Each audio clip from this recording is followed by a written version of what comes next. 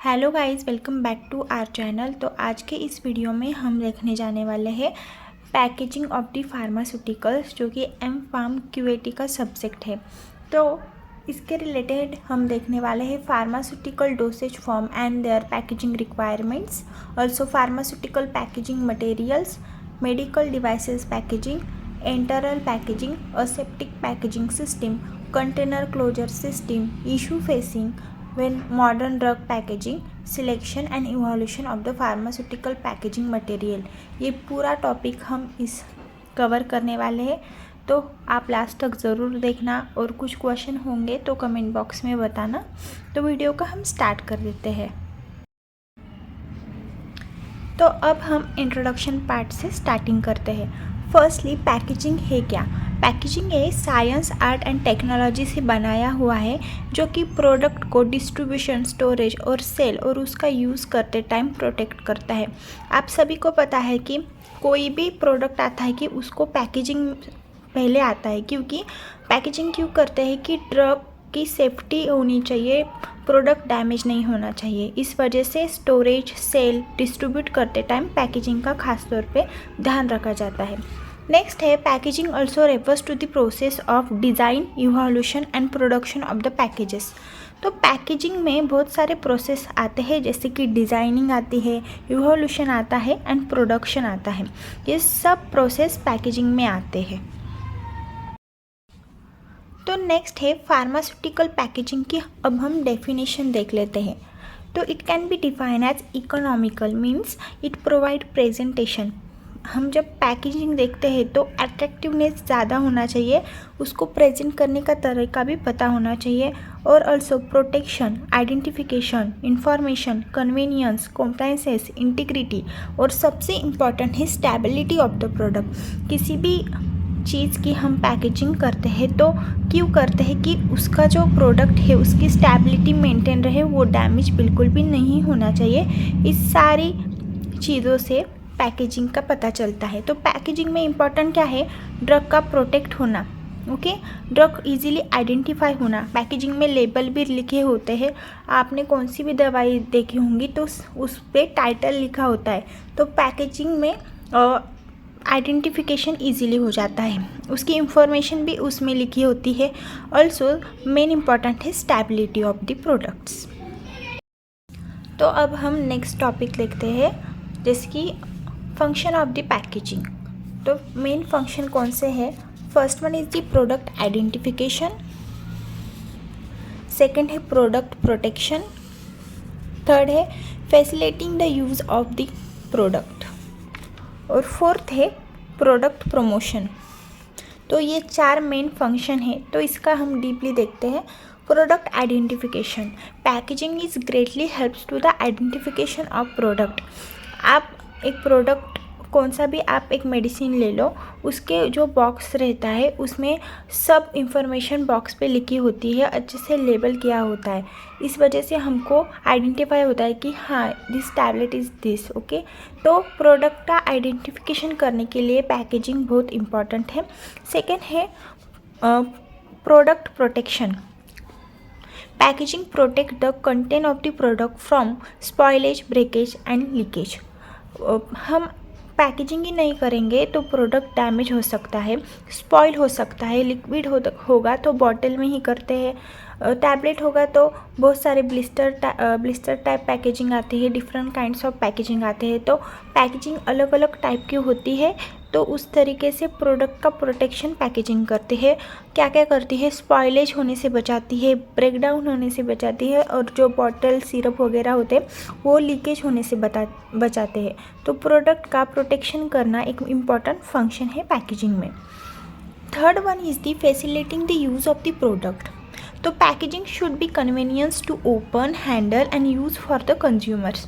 तो पैकेजिंग ऐसी होनी चाहिए कि जो कस्टमर है, जो कंज्यूमर है, उनको कन्वीनियंस टू ओपन होना चाहिए, इजीली हैंडल होना चाहिए। ये सारी चीज़ें पैकेजिंग में होनी चाहिए। नेक्स्ट है प्रोडक्ट प्रमोशन। तो प्रोडक्ट प्रमोशन में क्या है? Packaging is also use for a promotion and attracting the attention of the people while purchasing.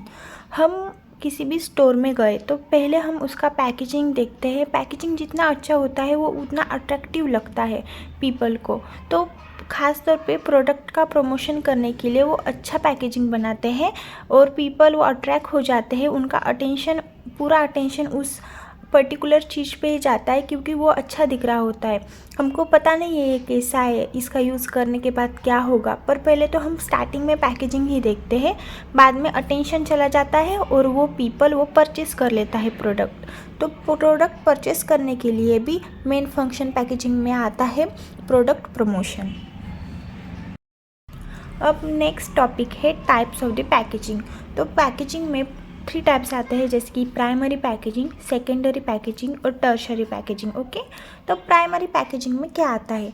Primary packaging में material that is first envelope of the product and hold it. जो भी material है, for example ये product है तो ये this one is the first primary packaging, क्योंकि first one, इसके अंदर जो लिक्विड है और ये वो कवर किसने किया है, ये बॉटल ने किया है, तो पहले आएगा ये प्राइमरी पैकेजिंग। इसके बाद इसका जो बॉक्स आता है जिसमें ये बॉटल कवर होता है वो है secondary packaging.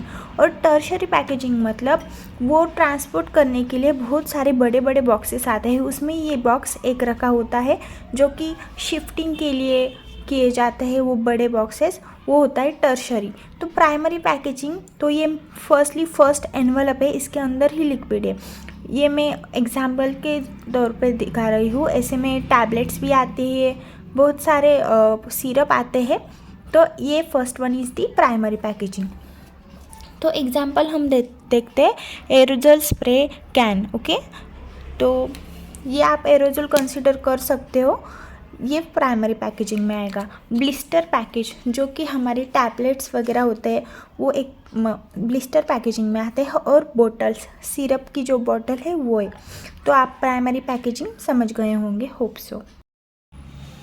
Next one is the secondary packaging. तो सेकेंडरी पैकेजिंग में मैंने जैसे बताया है, बॉटल के बाद ऊपर का जो बॉक्स आता है उसमें बॉक्सेस, कार्टून्स वगैरह उसमें जो होते हैं वो सारी चीज़ें सेकेंडरी पैकेजिंग में आते हैं। ठीक है, अब है टर्शरी पैकेजिंग। तो टर्शरी पैकेजिंग का यूज़ क्या है? जो कि बल्क हैंडलिंग, बहुत सारे क्वांटिटी में जब हमको एक प्लेस से दूसरे प्लेस में जब हम ट्रांसपोर्ट करते हैं, शिपिंग करते हैं, तो हमें बड़े बड़े बॉक्सेस लगते हैं, कंटेनर्स लगते हैं, बैरल्स लगते हैं। तो टर्शरी पैकेजिंग यूज़ किया जाता है बल्क हैंडलिंग के लिए, क्योंकि ज़्यादा अमाउंट होगा, ज़्यादा वेट होगा, तो वो एक बड़ा बॉक्स लेंगे, उसमें सारे छोटे छोटे प्रोडक्ट डालेंगे और वो कैरी करने के लिए ईजी होगा, हैंडलिंग के लिए ईजी होगा। तो ये सारी चीज़ें बैरल, कंटेनर और एज प्रोटेक्टर टर्शरी पैकेजिंग में आता है। अब नेक्स्ट है पैकेजिंग टेस्टिंग। पैकेजिंग के लिए कुछ टेस्ट किए जाते हैं जिससे हमें पता चलता है कि फॉर एग्जांपल टैबलेट वगैरह है तो उस ब्रेकेज नहीं होगा, स्पॉइलेज नहीं होगा। ये सारी चीज़ें देखने के लिए पैकेजिंग टेस्ट किए जाते हैं। ओके, तो कुछ टेस्ट के नाम हैं इधर। For example first one is the drop test, second is the vibrational test, third is shock test, fourth inclined impact test and revolving drum test.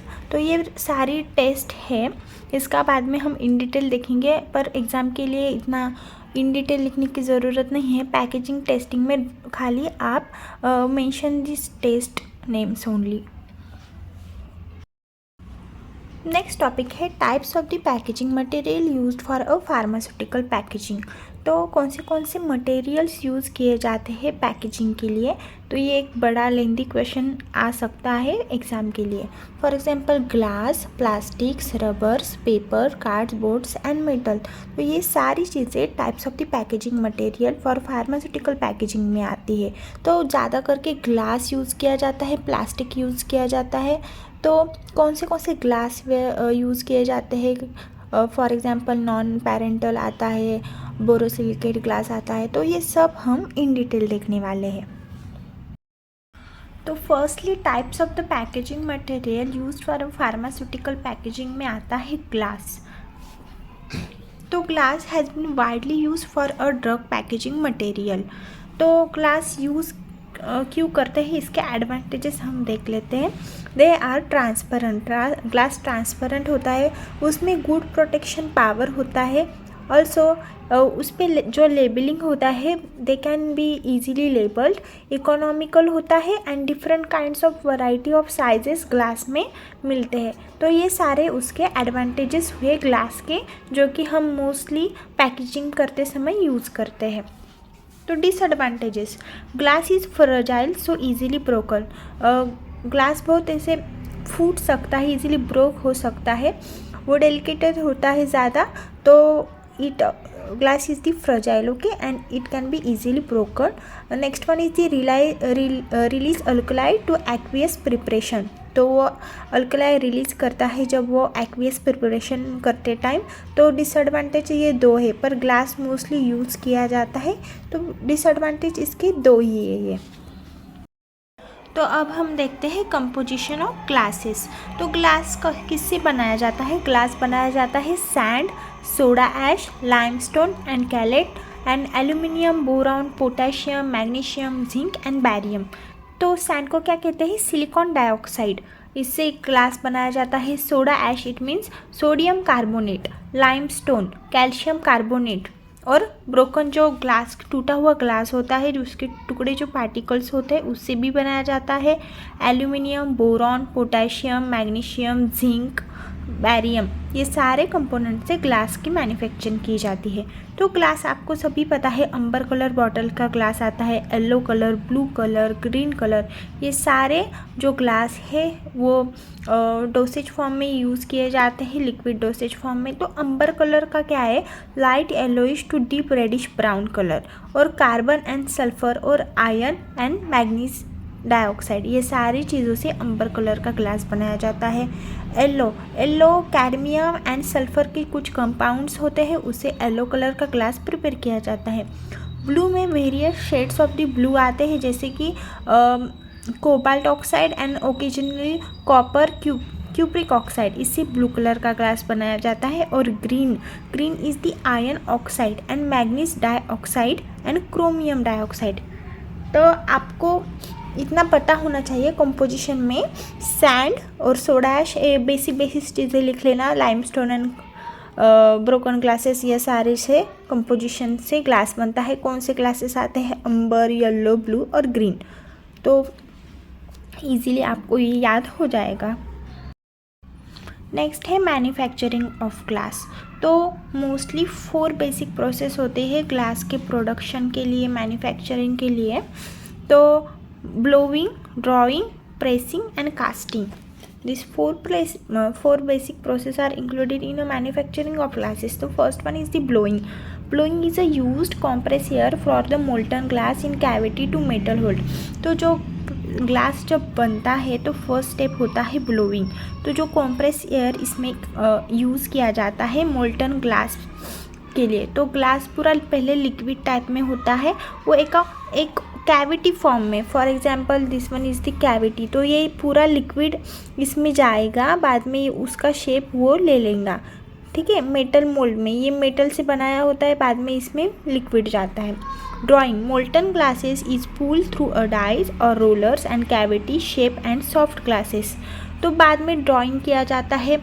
Molten glasses जो इसमें डाला हुआ है उसमें हमने कॉम्प्रेस एयर भी दे दी, बाद में मोल्ड हुआ, पुल किया जाता है, ये प्रॉपर शेप लाया जाता है उसमें, कैविटी और shape of the soft glasses, मतलब वो लिक्विड धीरे धीरे कठिन होता जाता है इसमें। प्रेसिंग में हम यूज़ करते हैं मैकेनिकल फोर्स। इसमें मैकेनिकल फोर्स यूज़ करके जो मोल्टन ग्लास है उसके अंदर प्रेस करके एक प्रॉपर शेप दिया जाता है against the side of the mould. Next है casting is use gravity and centrifugal force to cause molten glasses to form in cavity of the mould. तो आप ये 4 प्रोसेस याद रख लेना, blowing, drawing, pressing, casting.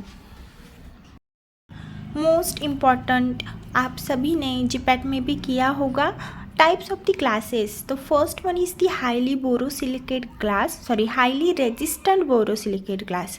Second है treated soda lime glass.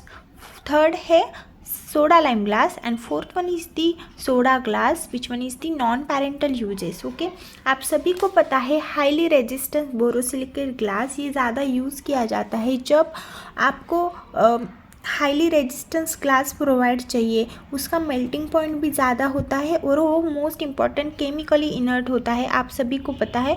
तो ये हाईली रेजिस्टेंट बोरोसिलिकेट ग्लास में आता है। तो बाकी की भी ग्लास यूज़ किए जाते हैं, उसका भी हम इन डिटेल देखते हैं। Type 1 is the borosilicate glass. So borosilicate glass use क्यों किया जाता है और इसका यूज़ कैसे करते हैं उसके थोड़ी इन्फॉर्मेशन देख लेते हैं।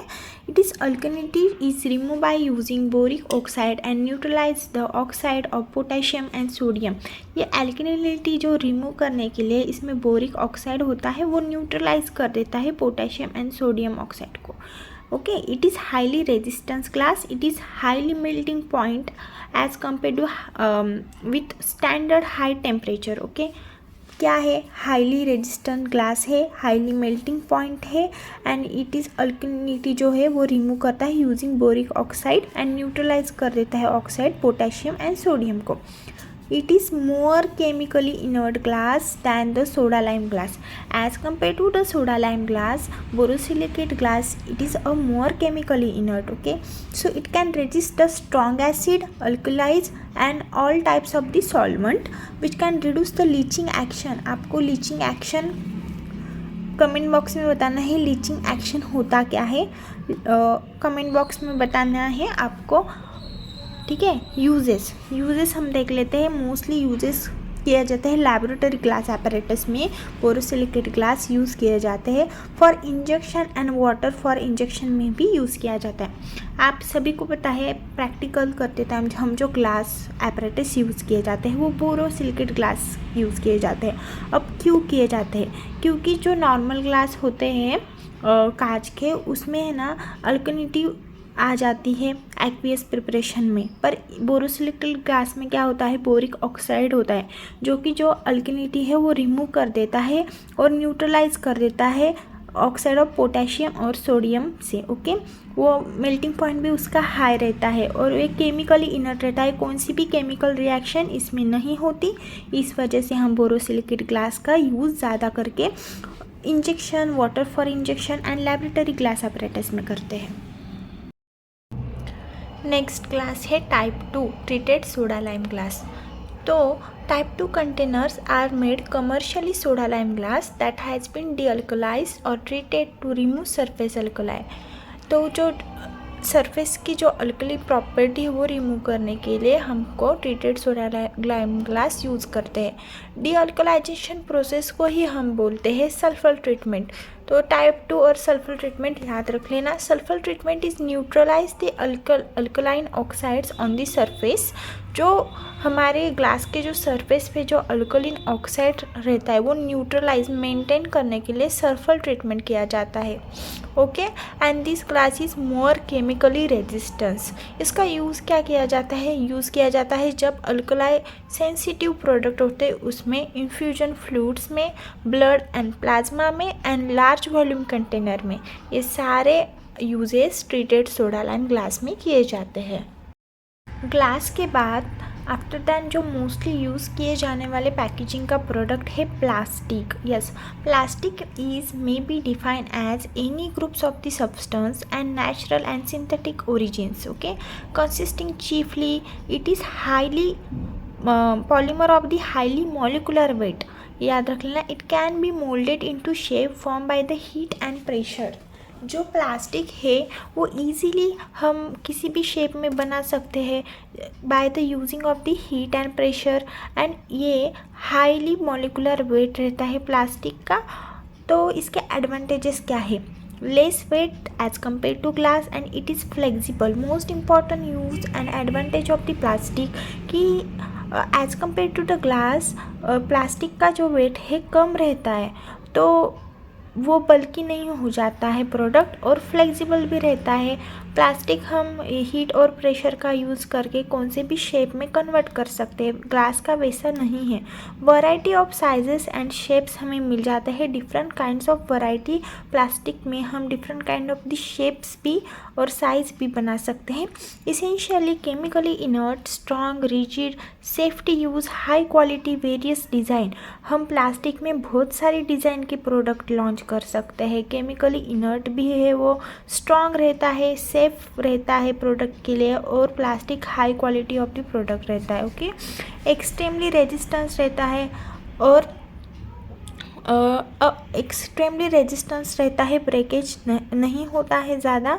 और डिसएडवांटेजेस देखते हैं, absorption of the permeable to moisture, poor printing, thermostatic charge रहता है। ठीक है, आप सभी को पता है पुअर प्रिंटिंग, ज़्यादा हम प्लास्टिक के ऊपर प्रिंटिंग नहीं कर सकते, और जो मॉइस्चर वगैरह रहता है, एब्सॉर्प्शन, परमिएशन, वो भी उसका अच्छा नहीं है। थर्मोस्टैटिक चार्ज भी इसका एक डिसएडवांटेज है। नेक्स्ट है मेटल्स। मेटल भी पैकेजिंग में यूज़ किए जाते हैं। Metals are a construction of the containers and the metals is commonly use to purpose are aluminium, tin plated steel, stainless steel, tin and lead. कौन से metals use किए जाते हैं, अच्छे से याद रखना। एल्यूमिनियम किया जाता है, टीन प्लेटेड स्टील किया जाता है, stainless steel, tin and lead, ये सारे मेटल्स यूज़ किए जाते हैं। तो एडवांटेजेस क्या है, they are permeable to liquid, moisture and gases. Okay, तो they are made up of into rigid unbreakable container by the impact extrusion. Metal से बना है तो वो गिर जाएगा हमारा जो प्रोडक्ट, फिर भी टूटेगा नहीं, डैमेज कुछ नहीं होगा, स्पॉइलेज नहीं होगा, ब्रेकेज नहीं होगा। तो ये एडवांटेजेस मेन है। They are light in weight compare to the glass container. वो तो है कि as compare to glass container वो थोड़ा लाइट वेटेड होता है। Label can printed directly into their surface. तो जो लेबल होता है, फॉर एग्जांपल किसी भी सिरप का ले लो, किसी भी टैबलेट का ले लो, जो लेबल होता है हम डायरेक्टली उसमें ही प्रिंट कर सकते हैं। हमको किसी स्पेसिफिक चीज़ को लेके बाद में उसको चिपकाने की ज़रूरत नहीं पड़ेगी। ओके, तो डिसएडवांटेजेस हम देख लेते हैं। They are expensive. Yes, metals expensive होते हैं, इसलिए ज़्यादा करके प्लास्टिक और ग्लास का यूज़ किया जाता है। They react with certain chemicals. तो केमिकली इनर्ट बिल्कुल भी नहीं रहते हैं मेटल्स एसिड के साथ मिलके कुछ अलग रिएक्शन होते हैं, अल्कली के साथ रह के अलग रिएक्शन हो सकता है। इसलिए ज़्यादा करके मेटल्स के प्रोडक्ट जो रहते हैं मेटल्स में नहीं रहते हैं, क्योंकि वो रिएक्शन देते हैं।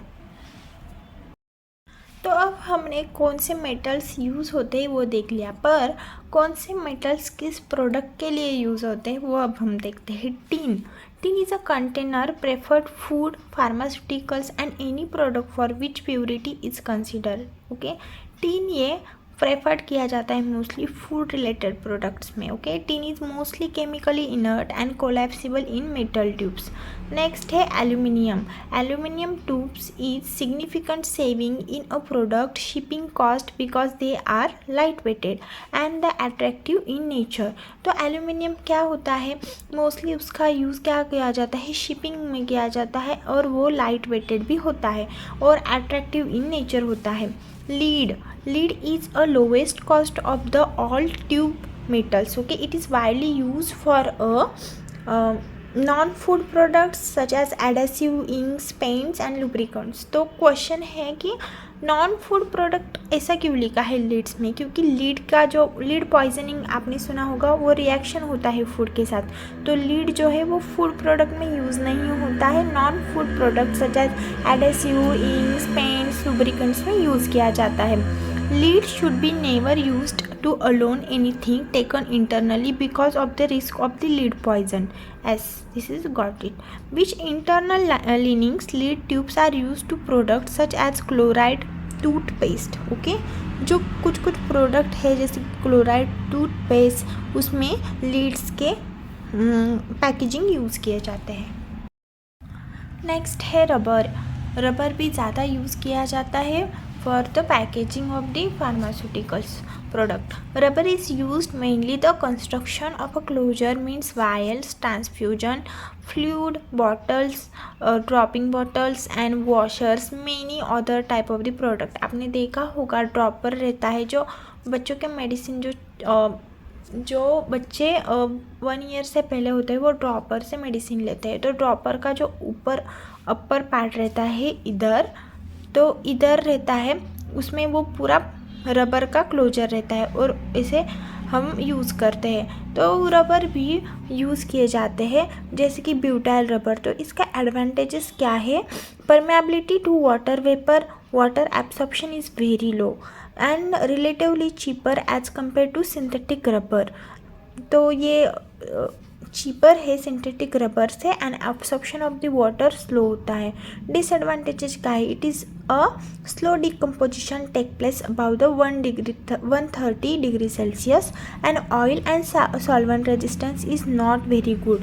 तो ऑयल रहता है और जो अदर सॉल्वेंट रहते हैं उसके जो रेजिस्ट करने की जो कैपेबिलिटी है वो बिल्कुल भी अच्छी नहीं है.